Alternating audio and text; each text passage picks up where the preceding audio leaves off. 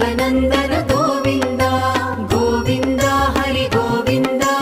गोकुलनन्दन गोविन्द नित्य निर्मल गोविन्द नीलमेघ श्याम गोविन्द पुराण पुरुष गोविन्द पुण्डरीकाक्ष गोविन्द गोविन्द हरि गोविन्द गोकुलनन्दन गोविन्द गोविन्द हरि गोविन्द गोकुलनन्दन गोविन्द नन्दनन्दन गोविन्द